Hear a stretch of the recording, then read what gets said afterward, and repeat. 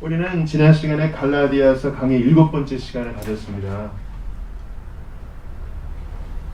그 요약인 주보 5, 6면이 있으니까 여러분 꼭 읽어보셔요. 지난주 설교 때는 아브라함 얘기가 많이 나왔잖아요. 아브라함과 우리 신약시대의 신자는 놀라운 공통점이 있다고 그랬어요. 그도 복음을 들었고 우리도 복음을 들었습니다. 차이가 있다면 오늘 본문에 나온 것처럼 믿음이 오기 전에, 때가 차기 전에 아브라함은 오실 그리스도를 믿었고 우리는 때가 참에 오신 그리스도를 믿었다는 것밖에 없습니다. 아브라함도 믿음으로 말미암아 의롭다함을 얻었고 우리도 믿음으로 말미암아 의롭다함을 얻었습니다. 아브라함도 자주 넘어졌고 우리도 자주 넘어집니다. 모든 사람이 죄인이지만 하나님께서는 오직 믿음으로 말미암아 예수 그리스도 안에 있는 자를 의롭다 여겨주시고 이제 그를 신자 삼으셔서 한 걸음 두 걸음 실제적인 거룩함을 옷 입게 하시는 것입니다. 그래서 말이죠, 오늘 본문을 좀 길게 잡았는데요,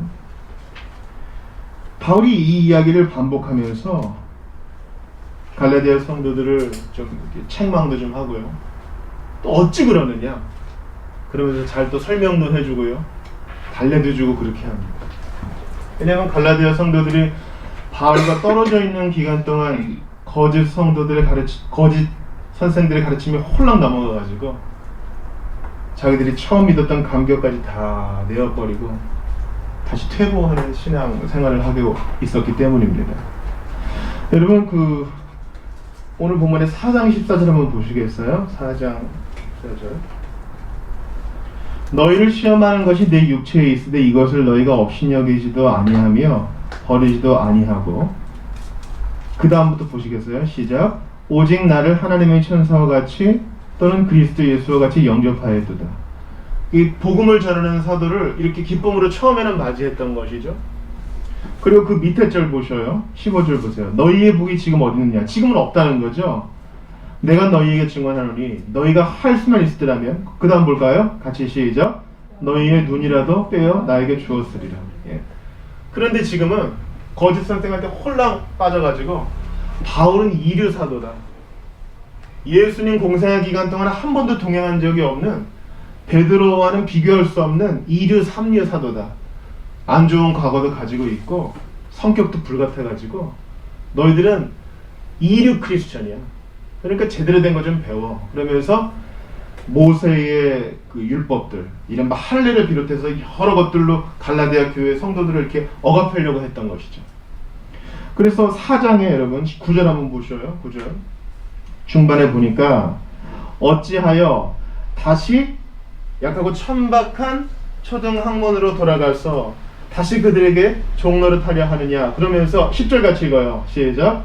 너희가 날과 달과 절기와 해를 삼가시키. 이게 무슨 말이에요? 그 절기들, 구약의 절기들, 3번 예루살렘에 와야 되고 동물 제사를 이렇게 드려야 되고 월사간 이렇게 지켜야 되고, 그 조문에 갇혀가지고 예수 그리스도의 복음의 자유와 풍성함을 다 잊어버렸다는 것입니다. 게다가 오늘 4장 1절도 다시 보셔요. 4장 1절. 내가 또 말하노니 유업을 이을 자가 모든 것의 주인이나 어렸을 동안에는 종과 다름이 없어서. 2절 읽어요. 시작. 그 아버지가 정한 때까지 후견인과 청지기 아래에 있는. 이게 도대체 무슨 말일까요? 자, 3장 25절도 같이 읽어봐요. 3장 25절 시작. 믿음이 온 후로는 우리가 초등교사 아래 있지 아니하도다. 4장 1, 2절에 말하는 후견인 청지기가 바로 이 초등교사예요. 3장 25절 바로 위에 24절 봐요. 이같이 율법이 우리를 그리스도께로 인도하는 무엇이 돼요? 초등교사가 돼요. 저를 한번 보세요. 율법은 초등교사예요. 자, 예수님 당시에 그리스 로마 지역에서는요, 주인의 노예 중에서 좀 똑똑하고 충직한 사람을 이런 초등교사, 후견인으로 청지기를 세웠습니다. 후견인과 청지기의 목적은 6살부터 주인의 아들을 잘 교육시켜가지고 상급학교로 진학할 수 있게끔 자세도, 기본적인 예의도, 기초적인 교육을 담당하는 것이 이 초등교사의, 이 노예의 목적이었어요. 그래서 지금도 남아있는 그림을 보면 이 노예인데, 신부는 노예인데 주인의 아들을 체벌하는 그림이 있습니다. 왜 그래요? 합당한 유산 상속자가 되기 위해서 경건하게 살아야 되거든요. 합당하게 살아야 되거든요. 매너가 있어야 되거든요. 돈 좀 있다고 향락에 빠지고 유흥에 빠지면 안 되잖아요. 이 초등교사, 이 노예의 목적은 바로 거기에 있었습니다. 이거 맛이 없어도 드셔야 됩니다. 정한 시간에 일어나셔야 됩니다. 계속 업고 갈 수 없습니다. 걸어서 문법학교에 가야 됩니다. 아니면 저희 주인 어른이 시키신 대로 때릴 수밖에 없습니다. 이제 운동하셔야 됩니다. 계속 놀 수만 없습니다. 계속 간섭하는 것이죠. 바울은 율법이 바로 이런 초등교사의 역할을 한다 그래요. 근데 초등교사는 그 아들이 커서 다 준비가 된 이후에 상급학교에 가면 더 이상 괴롭힐 수 없어요. 이미 대학생이 됐는데 잠깐 오시죠. 이제 다시 가나다라부터 시작하겠습니다. 밥 먹을 때 흘리면 안 됩니다. 어른이 먼저 숟가락 뜬 다음에 뜨셔야 됩니다. 잠자리에 든 이후에 몰래 이불 속에서 몰폰하면 안 됩니다. 이런 거 다 가르치는 거 퇴보하는 것이죠. 물론 이제 대한민국 성인 남자들은 군대 가면 다시 그렇게 하긴 하지만요. 사도는 지금 무엇을 얘기하는 겁니까? 복음을 받고 난 다음에 이미 율법으로부터 필요 없게 된 자들, 이제 완전한 자유인이 되었는데 다시 종으로 돌아가서 저 가르쳐 주세요. 저 화장실 가는 것부터 가르쳐 주세요. 그게 말이 되느냐? 복음으로 말미암아 하나님의 아들, 자녀가 되었는데 그 옛날 종한테 후드려 맞던 그때로 돌아가면 되겠느냐? 지금 그 이야기를 하는 것입니다. 그래서 오늘 암송성도 한번 같이 봐요. 갈라디아서 4장 6절 같이 읽어요. 시작. 너희가 아들이므로 하나님이 그 아들의 영을 우리 마음 가운데 보내사 아빠 아버지라 부르게 하셨느니라. 이제 더 이상 율법이라는 초등교사가 필요 없어요. 이제 후드려 맞으면서 아빠를 무서워할 필요도 없다고요. 언제든 갈 수 있고 언제든 문 열어서 부친을 아련할 수 있는 정당한 자녀가 된 것입니다.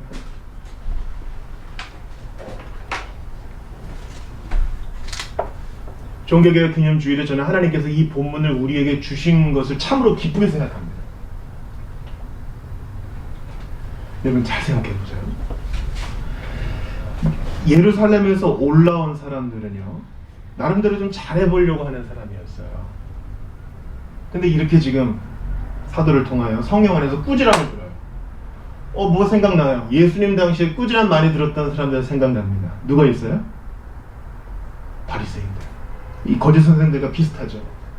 바리새인들은요 10의 1조가 아니라 10의 2조도 하고 금식도 여러 차례 하고 구제도 잘하고 또 무엇보다 이스라엘 독립을 원하는 사람들. 이 사람들이 언제 나왔냐면 구약의 마지막 선지자 누구예요 여러분? 마지막 선지자 말라키. 말라기 이후에 예수님 탄생하실 때까지 좀 몇백 년이 있었거든요. 그 기간 동안에 바리새인들이 등장했어요. 독립운동이 계속 일어나는데 계속 실패해. 하나님께서 돌아오게 해주셨거든요. 페르시아에서 돌아오게 해주셔가지고 성벽도 쌓고 성전도 지었는데 아직까지 독립을 못했어요. 그래서 한 일단의 무리들이 이렇게 될 거면 한번 하나님께서 우리에게 요구하시는 거 한번 문자 그대로 한번 잘 지켜서 보기나 하자. 그러면 독립을 주실지 알아? 그러면서 처음에는 좋은 의도로 하나님 말씀으로 돌아갔어요. 근데 웬걸? 하나님 말씀으로 돌아간 것은 초등교사 아래에서 우리가 참으로 다 지킬 수 없는 죄인임을 고백하고 부족한 사람임을 인정하려고 그 율법을 주셨는데 그들은 아니다. 나라의 독립을 위해서 반듯한 우리 이스라엘을 위해서 이거 세세하게 다 법제화해야 된다. 그래서 성경에도 없던 수백 가지의 의식을 만든 거예요. 수백 가지의 법을 만들어서 이거 잘 지키는 사람은 바리새인. 사람들에게 존경받고. 근데 오늘 본문에서 바울에게 꾸지람 받는 갈라디아 교인들에게 모세의 율법과 의식법과 절기와 할례를 덧씌우는 사람들이 바로 예수님 당시의 바리새인과 같은 짓을 하고 있는 거예요. 그리고 놀랍게도 종교개혁의 배경에서 중세 교회가 하던 일이 바로 이와 똑같습니다. 처음에는 잘해보려고 했던 것이에요. 처음에는 예수님이 너무 크고 영화로우시고 어미하신 심판자이기 때문에 엄마를 통해 접근하는 거예요. 그러면 덜 혼날 것 같으니까. 그러다가 마리아를 숭배하는 데까지 이르렀고, 마리아는 무흠하게 잉태했으며 마리아도 예수님처럼 승천했다는 교리를 그들은 발표하고 말았어요. 처음에는 그러려 했던 것이 아니었어요. 누구든지 하나님 앞에 죄를 고백하면 주님이 다 받아주신다, 이 믿음을 우리는 견지하고 있었는데 그걸로 부족해요. 형제들 앞에서 고백해야 되고 각자 마음속으로 회개하면 그거 어떻게 드러나? 그래서 다 신부 앞에, 수사 앞에 고백을 해야 됐어요. 그거 안 하면 성찬 안 줘. 그래서 회개가 하나의 의식으로, 고해성사라는 의식으로 굳어져 버렸어요. 진짜 마음이 무너져 내리는 것과는 상관없이 성찬을 받기 위해서.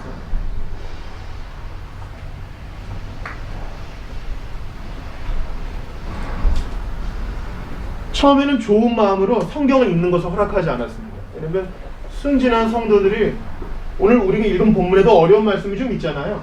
그러니까 잘못 해석할까봐 그냥 아예 읽지 마! 그런 거예요. 처음엔 좋은 의도로 시작한 거예요. 그리고 교회에 와서 설교 들어.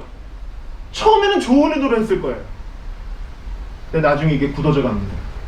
성경을 읽는 자는 종교재판소에 끌려 들어가 잘못된 교리를 전했다는 이유로 화형을 당하든지 고문을 당하든지 추류를 당할 것이고, 보니까 거룩한 성경이 라틴어로 정해졌는데 벌게이트라고 그러거든요. 그럼 성경에 기록된 라틴어로 설교를 해야지. 그래서 모국어가 아니라 라틴어로 설교하기 시작했어요. 그럼 세파에 시달리는 성도들은 뭐예요?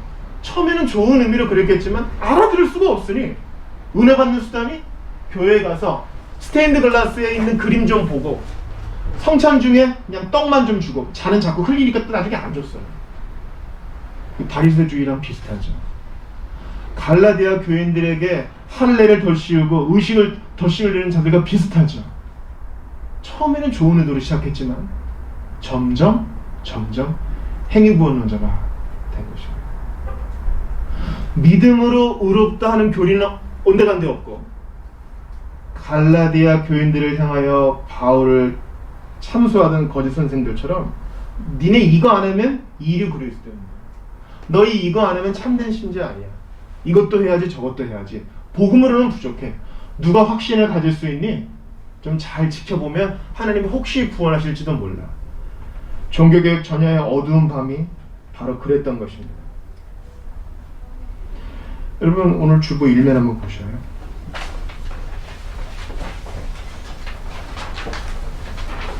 우리 이 그림 많이 봤죠?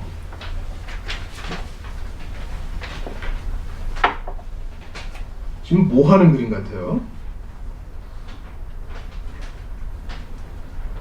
지금 어떤 사람이 못을 받고 있는데요. 이 사람 누군지 아시겠죠? 누굽니까? 예, 마르틴 루터죠. 이 사람이 지금 이렇게 좀 검은 옷을 입고 있는데, 이거 어거스틴 수도회의 수사복이에요. 근데 뭔가 좀 촘촘히 적힌 것을 지금 이제 받고 있죠. 보통 1517년 10월 31일에 이것을 박았다 그러는데 뭐 정확한 문헌은 없어요. 근데 왜냐하면 1517년 11월 1일이 올 세인츠 데이라고 만성절, 모든 훌륭한 성도들을 다 끌어모아서 그들을 이렇게 축제 기념하는 날인데, 그때 사람들이 많이 오거든요. 성인들의 무슨 유품들, 성인들의 옷주가리들, 뭐 예수님께서 심판받으신 빌라도의 재판의 그 목재들, 십자가에서 나왔다는 예수님의 무슨 머리카락들, 이런 것을 쫙 전시하고 사람들을 이제 불러 모아가지고 관광객을 유치하고 돈을 버는 그런 일들이 있었어요. 사람들 모이기 전에 루터가 이제 공개 토론을 한번 해봅시다. 그 95기조 반박문을 땅땅땅 하는 거예요. 개혁을 하자 이런 의도는 단 1도 없었어요. 아직까지 중세의 아들이에요. 그가 지금 마음에 들지 않았던 것은 회개를 한다 하면서 마음의 참회가 아니라 돈 주고 면죄부 사는 게 이게 말이 되는 것이냐. 하나님이 회개하라 라고 말한 것은 일생에 걸쳐 회개하라고 하는 것이지, 그저 돈 내고 증서 하나 받는 것이 아니라. 우리 거기에 대해서 한번 토론해보자. 그것이 바로 종교개혁의 시발점이라고 말할 수 있는 것입니다. 근데 가만히 있으면 비텐베르크 대학에서 교수 노릇 잘 하다가 안정적인 생활할 수 있었던 루터가 왜 이런 일을 해가지고 논쟁의 소용돌이에 들어가게 된 것일까요? 루터는 이 바람에 인생이 피곤해졌어요. 인생이 피곤해졌다고요. 당시에 중세 유럽의 지배자는 누구였습니까? 신성 로마 황제였던 1500년에 태어난 청년 칼 5세였습니다. 영어로는 찰스 5세겠죠.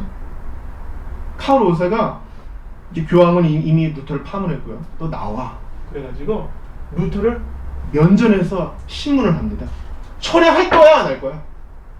믿음으로만 의롭다는 교리 이거 철회할 거야 안 할 거야? 안 그러면 100년 전에 너 같은 애 있었거든? 체코에 후스라는 사람이 있었어. 너랑 똑같이 얘기하다가 불에 타 죽었지. 할 거야 안 할 거야? 루터가 어떻게 합니까?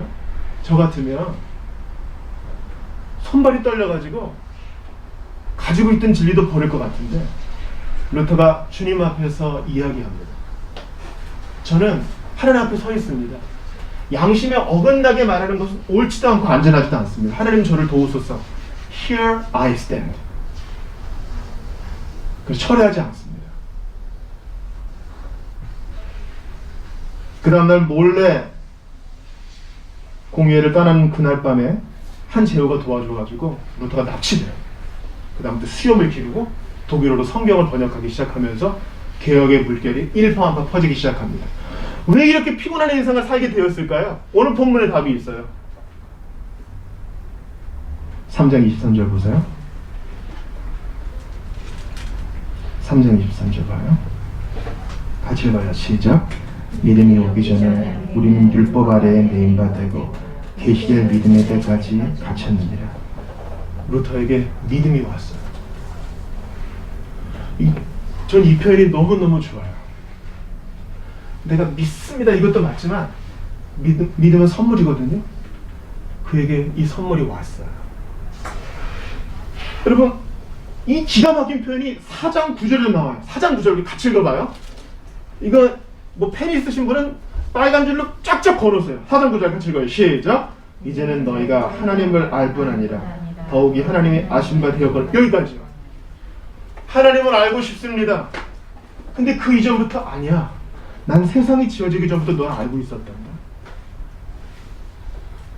내가 믿노라 했지만 믿음이 온 것과 마찬가지로 내가 하나님을 압니다 했지만 주님이 오히려 나를 더 아시는 거예요. 그 일이 루터에게 일어났어요. 그러니까 이 불의를 보고 참을 수가 없는 거예요. 내가 아는 하나님은 이런 하나님이 아닌데 교회가 잘못된 것을 가르치고 세상의 권력이 잘못된 것을 가르치니까 의롭다함을 받은 사람으로서 의롭게 살지 않을 수가 없는 거예요. 이해가 되세요? 주님이 나를 의롭다 해주셨는데 이제 불의에 대해서 가만히 있을 수가 없는 거예요. 자, 3장 24절도 보세요. 이같이 율법이 우리를 그리스도께로 인도하는 초등교사가 되어 우리로 하여금 믿음으로 말미암아 의롭다함을 얻게 하려 함이라. 믿음으로 말미암아 의롭다함을 얻게 하려 함이라. 루터가 제가 갈라디아서 처음 열 때 루터가 갈라디아서를 뭐라 그랬다고요? 자기 신부라 그랬어요. 학생들에게 갈라디아서를 가르치고 시편을 가르치고 이럴 때까지 루터는 거듭난 사람이 아니었다고. 근데 지가 이거를 가르치고 나서 알게 됐어요. 믿음으로 의롭다함을 받는 거구나. 루터는 고백합니다. 만약에 행위로 선행으로 구원받는 사람이 있다면 내가 그 사람일 겁니다. 그런데 솔직하게 말해서 내가 그렇게 안 돼요. 그래서 하나님께 짜증이 나고 하나님을 미워하는 상태가 된 거예요. 자기 의로는 절대로 주님 앞에 연락받을 수가 없는 거예요. 그래서 여러분 기가 막힌 표현이 또 나와요. 25절 같이 봐요. 시작. 믿음이 온 후로는 우리가 초등교사 아래에 있지 아니하리라. 루터에게 믿음이 왔어요. 그리스도가 나의 의구나. 여러분 성경 다음으로 전 세계 그리스도인들이 제일 많이 읽은 서적 뭐예요? 성경 다음에 철로역정, 필그림 프로그레스거든요. 존 버년도 똑같은 경험을 했습니다. 양심의 가책을 받아 하나님 앞에 절대로 난 용납받을 수 없구나 고민하고 있던 차에 그에게 음성이 들려요. 너의 의는 저 하늘에 있다. 무슨 말이에요? 우리의 행함으로는 절대 하나님께 용납받을 수 없지만 온전히 십자가에서 그것을 이루신 그리스도가 거기 계시니 예수를 믿으면 나도 그 안에서 의롭다 여김을 받는다는 사실을 깨닫게 된 것이에요. 그러니까 복음 때문에 자유롭게 되고 주님의 의로우심을 받은 자로서 사람들을 얽매려 하고 잘못된 가르침을 주고 불의한 가르침에 대해서 이제 일어나는 겁니다. 이해가 됐어요? 성경을 한번 더 찾아볼게요. 마태복음 5장입니다. 자, 갈라디아서 3, 4장 쫙 끼워 넣으시고 마태복음 5장 한번 찾아보겠어요.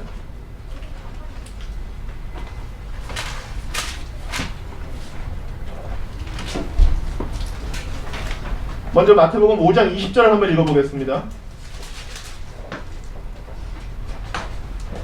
마태복음 5장 20절. 딴 거는 뭐 오늘 다 잊으셔도 좋은데 요건 꼭 기억하세요. 마태복음 5장 20절. 산성수훈 가운데 있는 말씀이에요. 같이 읽어요. 시작. 내가 너희에게 이르노니 너희 의가 서기관과 바리새인보다 더 낫지 못하면 결코 천국에 들어가지 못하리라. 개 중에는 이런 신학자들이 있어요. 바울이 무슨 칭의, 의롭다 여김, 뭐 칭의는 죄사함과 전가의 교리가 있고 이런 거 다 바울이 만든 신학이야. 예수님은 단순하게 나를 믿으면 천국에 갈 것이다 이렇게 얘기했어. 천만의 말씀. 바울의 서신과 복음서는 같은 메시지를 담고 있어요. 예수님이 오늘 여기서 뭐라고 얘기해요? 의에 대해 얘기해요. 의에 대해, righteousness에 대해 얘기해요. 그런데 보세요.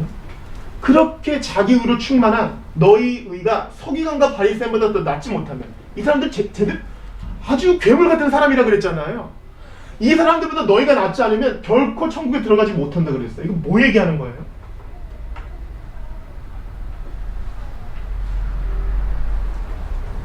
게다가 그 뒤에 이어지는 21절, 22절 보세요. 이거 완전히 우리를 절망에 빠지게 하는 거거든요. 옛사람에게 말한 바 살인하지 말라. 누구든지 살인하면 심판을 받게 되라 했다면 너희가 들었지만 내가 너희에게 이르노니 형제에게 대해 노하는 자마다 심판을 받게 하고 형제를 행하여 나가라는 자는 공에 잡혀가게 되고 미련한 놈이라는 자는 지옥불에 떨어지게 되리라. 서기관과 바리새인의 의보다 더 큰 의 뭐예요? 마음을 다루고 있어요. 누가 하겠어요? 누가 이걸 하겠냐고요. 예수님이 우리에게 율법을 주신 이유는 뭡니까? 누구든지 어느 사람도 자기의 힘으로는 하나님이 요구하시는 의에 이룰 수 없으니 그리스도를 믿어 의롭다 여김을 받는 방법밖에 없다는 것이에요. 율법의 목적이 이것입니다. 우리를 절망케 하는 거예요. 못하겠어요. 도와주세요. 여러분 자수성가하고 자존심이 센 사람 중에는요 도움받는 거 그렇게 싫어하는 사람이 있어요. 여러분 제 말씀을 꼭 잘 들으셔야 돼요. 내가 좀 도움을 받을 줄도 알아요. 남을 도울 수 있어요. 그 자존심 상하는 거 아니에요. 받을 줄 알아야 줄 수도 있어요. 예수님이 의에 대해서 얘기하세요. 그 의는 예수님 당신 외에는 누구도 이룰 수 없는 것이에요. 하나님이 원하시는 구원의 방법은 바로 의를 온전히 이루신 그리스도를 믿어 그리스도 안에서 하나님의 무죄 선함과 의롭다 여기심과 예수님 봐주심과 천국의 복을 주심을 경험하는 것밖에 없는 것이에요. 믿음밖에 없는 것이죠. 이걸 루터가 깨달았어. 그래서 자기 목숨을 초계처럼 여기고 개혁을 진행해 나갑니다. 글을 써요. 독일의 귀족들이요. 이게 말이 됩니까? 당신들은 잘못된 가르침에 속아 넘어왔습니다. 당신들은 바벨론 포로와 같습니다. 이제 복음이 주는 자유로 넘어오세요.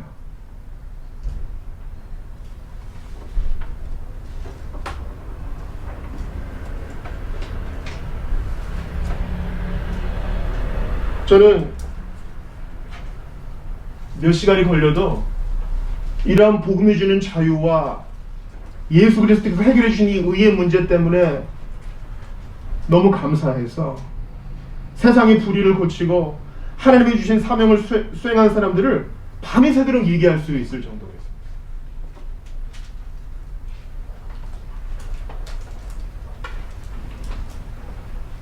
그래서 바울이 여러분 오늘 본문에서 아주 혁명적인 얘기를 해요. 단순히 개혁적인 얘기가 아니라 지각변동과 같은 얘기를 해요. 여러분 보세요. 28절 보세요. 28절을 크게 읽어봐요. 3장 28절 시작. 너희는 유대인이나 헬라인이나 종이나 자유인이나 남자나 여자나 다 그리스도 안에서 하나님, 다 하나님이라. 이거 우리 지금 당연하게 여겨지지만 이 당시에는 그러지 않았다니까요. 예수님 당시에도 오병이요 뭐 5,000명, 3,000명 이렇게 계수하잖아요. 거기에는 여자와 어린아이는 뺀. 그 당시에는 그런 사회였어요. 당시 로마 사회에서는 남자, 그 가장에게 권한이 있었다 그랬죠. 애가 태어나면 얘를 늑대 먹이를 줄지 키울지를 결정할 수 있는 힘이. 근데 의롭다 여김을 받은 성도들의 모임에서는 주인과 노예가, 남자와 여자와 어른과 아이가 다 그리스도 안에서 동등한 하나라는 거예요. 여러분 28절에 이 다 하나다. 믿음으로 의롭다 여김을 받은 사람들은 여기에 가슴이 불타올라요. 중세시대에는 구원을 받을 수 있는 사람이 수사나 수녀 정도, 그 다음 사람은 하나님이 어떻게 해주시겠지, 여러 개의 시간을 줄여주시겠지, 이 정도 믿음밖에 없었어요. 근데 다 하나다, 차별이 없다. 그러니까 그 이후로 이러한 은혜를 받은 사람들은 가만히 있을 수가 없는 거예요. 의롭다 여겨주셨으니 세상의 불의에 대해서 내게 주신 영향력만큼 일을 하게 되는 것입니다. 그래서 한때는 이단으로 취급받았던 퀘이커들이 처음으로 노예 제도에 대해서 목소리를 높이기 시작해요. 잘못된 거다. 어떻게 사람을 사고 팔고 물건처럼 다룰 수 있느냐. 한때 노예무역 쌍이었던, 나 같은 죄인 살리신을 썼던 존 뉴턴이 거기에 가세합니다. 이게 잘못된 것이다. 영국 왕을 알아내요. 이게 잘못된 것입니다. 그리고 영국의 국회의원이었던 윌버포스를 존 뉴턴이 격려합니다. 윌버포스가 이제 회심하고 그리스도로부터 의롭다함을 얻은 이후에 존 뉴턴의 격려를 받습니다. 젊은이, 자기가 하고자 하는 일을 끝까지 하십시오. 그래서 윌버포스는 눈 감기 전에 영국의 노예 무역을 금지하는 법안을 통과시키고야 맙니다. 세상의 불의에 대해 가만히 있을 수가 없는 것이죠. 수십 년이 지나 링컨도 그리스도인으로서 의롭다함을 받은 자로서 차별받는 노예를 해방시키기 위해 애를 쓴 것이죠. 다 하나니까. 오늘 바울이 여기서 이렇게 흥분하는 이유를 아시겠죠? 루터가 목숨을 내걸었던 이유를 아시겠어요? 100년 전에도 이 땅에서 그런 일이 있었습니다. 예전에 우리나라 그 최초의 그 서양 의사를 다뤘던 그 다큐멘터리인지 드라마인지 있었다고 해요. 박서영이라는 아이가 아버지를 모셨는데 아빠 이름이 박성춘이었습니다. 백정이었어요. 근데 이 박성춘이라는 백정이 장티푸스에 걸렸습니다. 옛날에는 이걸 장질부사라고 그랬죠. 뭐 약만 쓰면 나는데 계속 이제 탈수를 겪다가 죽는 거죠. 근데 이 에비슨이 우리나라에 선교사로 온 지 얼마 안 돼서 이 박성춘에 대한 얘기를 듣고 계속 왕진을 하면서 고쳐줘요. 박성춘은 회심하여 교회에 다니기 시작하고 탄원서를 이제 조정에 올립니다. 이 신분제 없애야 됩니다. 그리고 자기 아들도 교회를 다니고 자기 아들인 박서양을 이제 에디슨이 가르치고 있는 재중원에 있는 학교에 보내죠. 여러분 에디슨을 잘 모르실 수 있겠지만은 원래 그 조정에 속해 있던 재중원을 미국의 세브란스 가문한테 도움을 받아가지고 세브란스 병원으로 만든 사람이 에디슨입니다. 그래서 이 박성춘의 아들인 박서양이 우리나라 최초의 서양 의사가 돼요. 믿음으로 의롭다함을 받으니까 잘못된 게 보이는 거예요. 다 그리스도 안에서 하나인데 차별이 있으면 안 된다. 그래서 용감하게 탄원서도 내고 사회에 봉사하기 위해서 자기가 할 수 있는 최선을 다하는 것입니다. 이런 사람들이 차고 넘칩니다. 저는 이렇게 믿음으로 의롭다함을 받고 세상의 불의에 대해서 자기의 삶의 자리에서 애를 쓴 분들, 그 거인들의 어깨 위에 올라가서 매일 조금씩 배우고 있어요. 우리 모두가 다 그렇게 될 수 있기를 바랍니다. 우리의 문제는요, 그리스도 안으로 충분히 깊이 들어가지 않았기 때문에 이 모든 문제가 생기는 것입니다. 복음을 마음껏 흡입하고 받아들이고 묵상하고 내게 어떤 일이 일어났는지를 돌아보기에는 우리가 너무 바빠. 너무 정신이 없어요. 우리 지금 집중력이 떨어진 시대에 살고 있거든요. 이것저것을 동시에 한다고 하지만 사실은 아무것도 제대로 하지 못하고 있는 세대인지도 몰라요. 복음을 깊이 들이키세요. 그리고 그 감격이 돼서 실제로 나를 움직이고 있는지 한번 돌아보세요. 왜냐하면 복음은 하나님의 능력이라 그랬잖아요. 하나님의 다이너마이트라 그랬는데 그럼 뻥 하고 일이 일어나야 되는데 우리 삶이 어때요? 뭔가 문제가 있는 거예요. 하나님께 문제가 있거나 복음에 문제가 있거나 아니면 복음을 깊이 들이키지 않은 내게 문제가 있거나.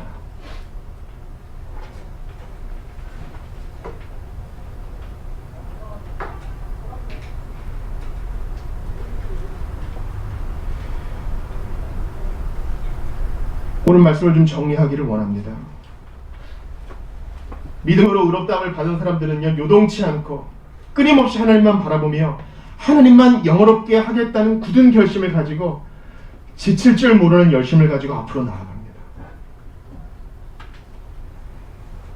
그는 더 이상 하나님을 두려워하는 자가 아니라 호세아 14장 4절이 말하는 것처럼 내가 그들의 반역을 고치고 기쁘게 그들을 사랑하리니 나의 진노가 그에게서 떠났습니다. 용서받은 자로서 이제 아빠 아버지라 부를 수 있는 자녀로서 기쁘게 자기의 사명을 다합니다. 상황 갈 때도 끄지 않으시고 꺼져가는 심지도 무시하지 않으시는 하나님은 오늘 우리의 손을 잡기를 원하셔요. 여러분, 꺼져가는 심지, 그 불은 붙어 있어요. 마치 캠프파이어하고 불꽃 좀 남아있는 연기가 얼마나 많이 나요? 이건 뭐 불이 붙은 것도 아니고 안 붙은 것도 아니지만 아직 꺼지진 않았어. 연기가 얼마나 많이 나요? 내가 그럴 때가 많다. 복음을 깊이 들이마시고 온전히 불붙는 인생이 되어야 되는데, 한 번밖에 없는 인생, 주님 앞에 드려지는 인생이 되어야 되는데 이것도 아니고 저것도 아니고 연기만 내는 상한 심지일 때가 나는 얼마나 많았는가. 이 종교개혁 기념주일에 주님 앞에 다시 한번 내 마음을 드립니다. 나의 심장을 드립니다. 나 같은 것을 의롭다 하셔서 너희의 의가 바리새인과 서기관보다 낫지 않으면 결코 천국에 들어갈 수 없다 그랬는데 이것을 온전히 이루신 예수님 때문에 루터처럼 사도처럼 윌버포스처럼 박서연과 박성춘처럼 나도 드려지는 인생 되기를 원합니다.